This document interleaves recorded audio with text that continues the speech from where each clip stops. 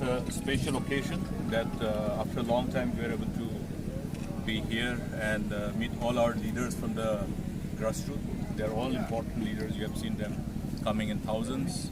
And also to really dwell upon a number of issues, keeping in mind the kind of situation that this particular area is in. And we are definitely concerned about the kind of disparity that is apparent, visible before all of us. In spite of number of initiatives that were embarked upon during the earlier government, today you see this road, Phulbari Rongram road. Try to find out as to what is the reason for the delay. You will recall that I have said during the meeting, we have embarked upon multi-pronged initiatives to generate that whole momentum of development in the state of Meghalaya during our time.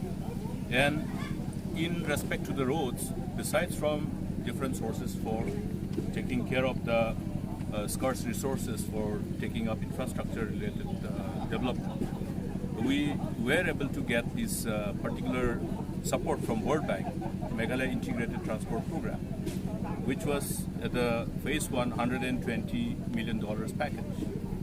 And when we are talking about this much of money, the pathetic part is that, the agonizing part is that the government of the day have not been able to really take advantage of these particular programs for whatever reasons passed on to them.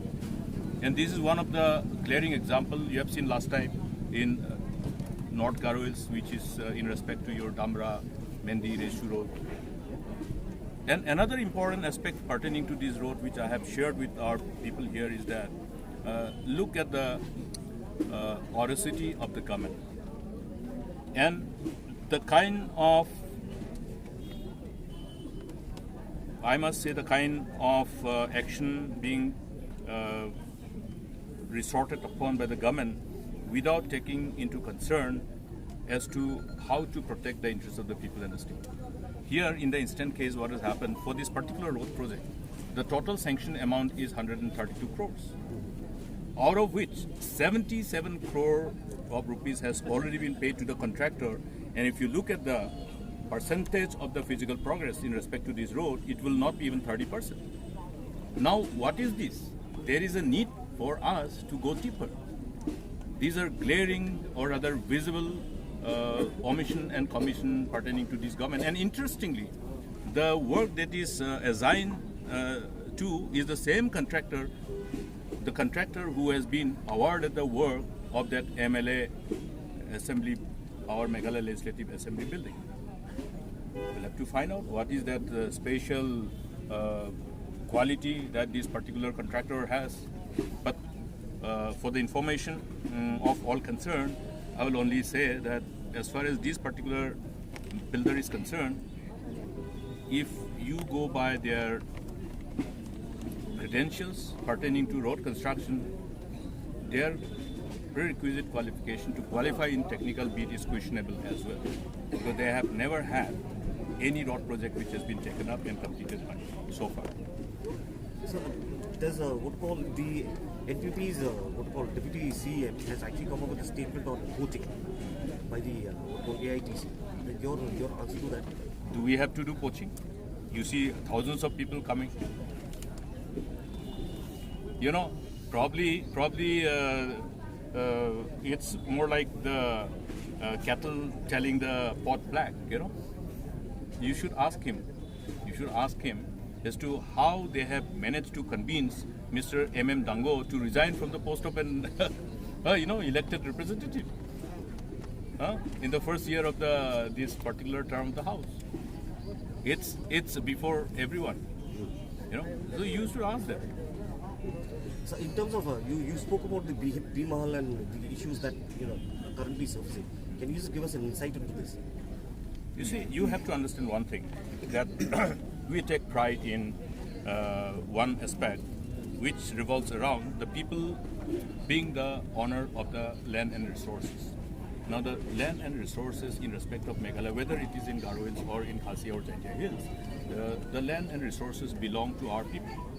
And based on our customary laws and practices and the traditional rights, the owners of these land resources have also the honors of responsibility of administering that.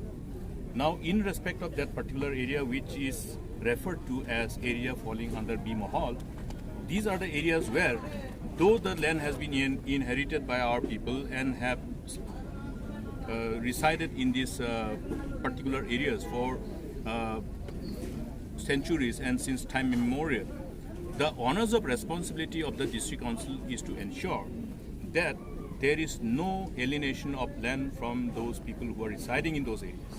District council per se is not the owner of the land. The people who are residing in those areas, in the areas falling under B Mahal, are the owners of the land. District council doesn't have any land. District council per se is a custodian of it. Okay, be it clear to everyone.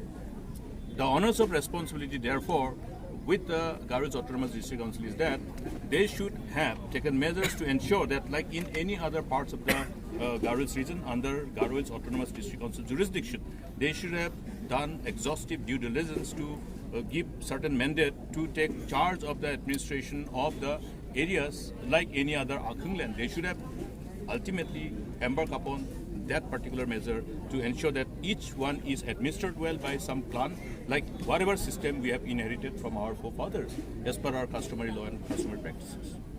Today, unfortunately, this land is being eyed by the people in the government. It's nothing but complete insensitivity and a measure which is designed to make our people get, rather to alienate the land belonging to our people and make our people landless. So we will fight for our people. People will fight for the rights. We have never allowed our people to be a victim of this kind of insensitive decisions by any politician or any lawmaker. So we will come together, collectively will fight for the rights of our people. On the issue of the coming elections, what are the issues that the TMC is looking to do? See, as we move ahead, you see too many issues are there. I think it's very, very difficult for us to really focus on only one issue, because the kind of alleged irregularities and alleged corruptions and many other anti-people policies adopted by the government, deprivation of different sections of people, there are too many. So we will be selective though, but then we will also have to go on engaging with conversation after conversation with people so that we all together understand, the magnitude of problem that is ahead of us if the people do not come together to remove this government.